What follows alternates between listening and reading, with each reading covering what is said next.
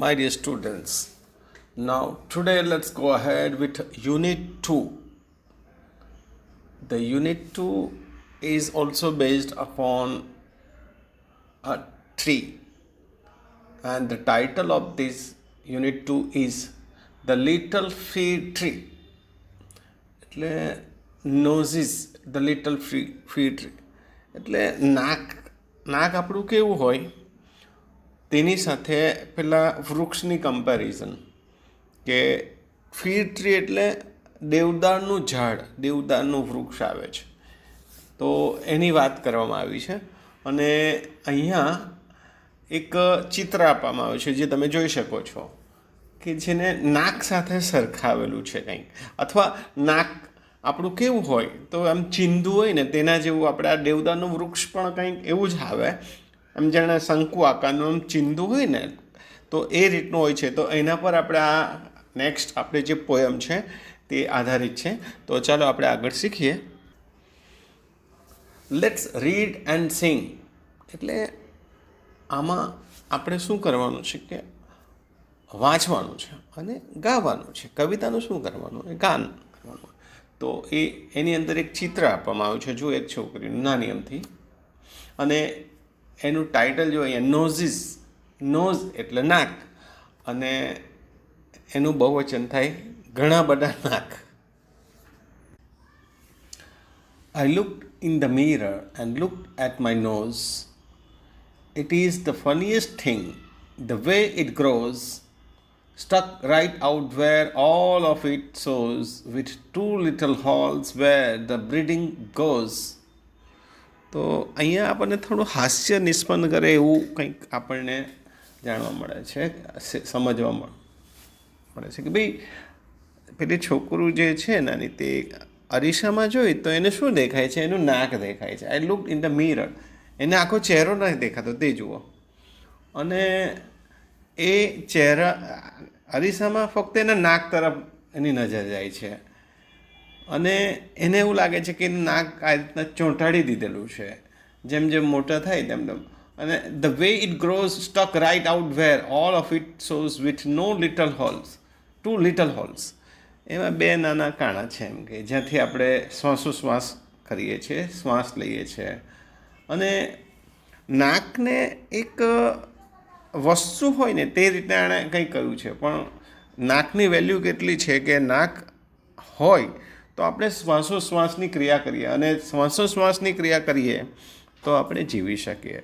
તો મિત્રો, એ નાના જે હોલ છે નાકની અંદર જ્યાંથી આપણે શ્વાસ લઈએ છીએ, અથવા ગુજરાતીમાં જેને કહેવાય પ્રાણવાયુ, અને પ્રાણવાયુ જો નહીં હોય, એટલે કે પ્રાણવાયુ શરીરમાં ન હોય, તો આપણે એક ગુજરાતી શબ્દ પ્રયોગ છે પ્રાણ ચાલ્યા ગયા, કે પ્રાણ જતો રહ્યો.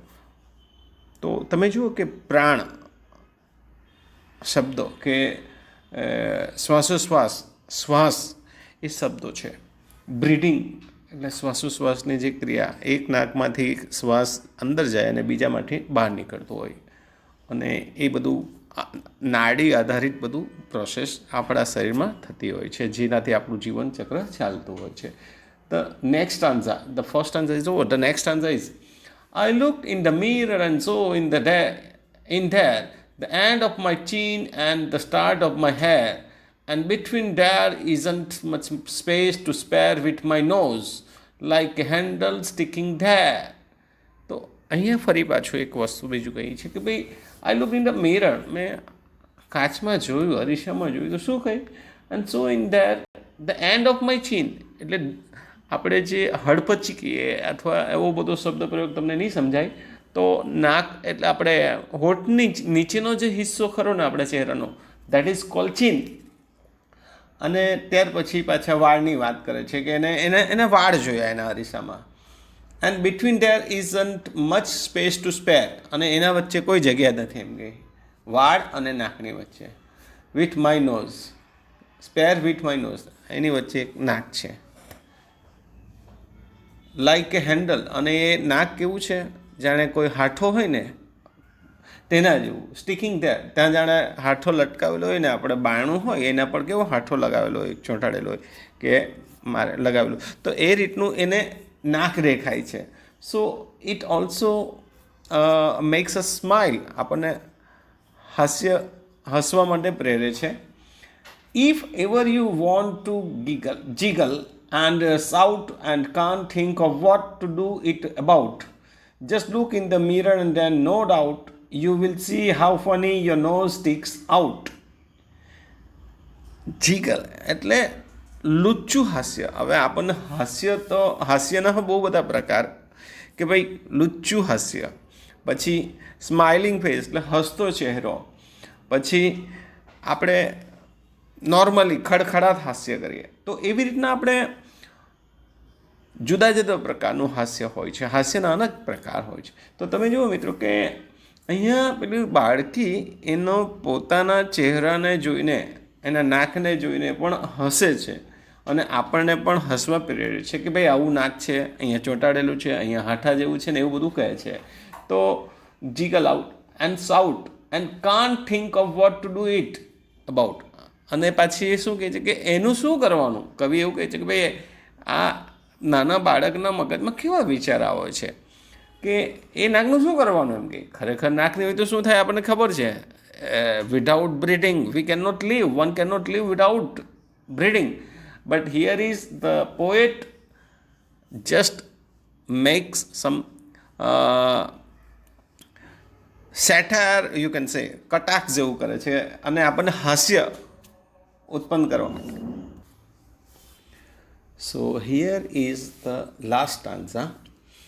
If ever you want to jiggle and shout and can't think of what to do it about. તો આપણને હસાવે છે આપણને કે ભાઈ નાક કેવું છે અને ચોંટાડેલું છે અને એવી બધી વાતો અહીંયા કરવામાં આવી છે. તો તમે જુઓ કે આપણને એમ થાય છે કે આવી વાતો કેવી રીતના કરી શકાય, પણ ધેટ ઇઝ ધ પર્પઝ.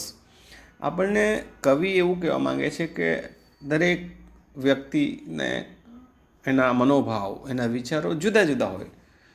તો આ તો નાનું બાળક છે, નાની બાળકી છે, તો એને એવા વિચાર આવે. Just look in the mirror and then no doubt you will see how funny your nose sticks out.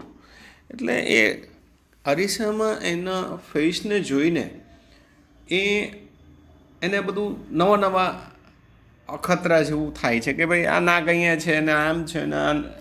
તો એ ખરેખર આપણને નાકની સ્ટોરી કહે છે. તો નાક કેવું હોય અને નાકનું મહત્ત્વ શું છે એ આપણે સમજીએ છીએ, પણ આપણને એ હાસ્ય પણ આપે છે, હાસ્ય નિષ્પન્ન કરે છે કે ભાઈ નાક પરથી આવું લખી શકાય, કે નાક પર કવિતા લખી. So that is unbelievable, but that is fact.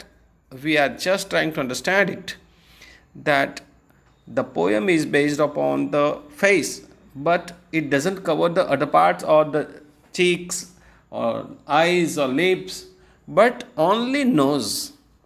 તો આપણને એ ખ્યાલ આવે છે. હવે સો now my dear friends, I will stop here. Thanks.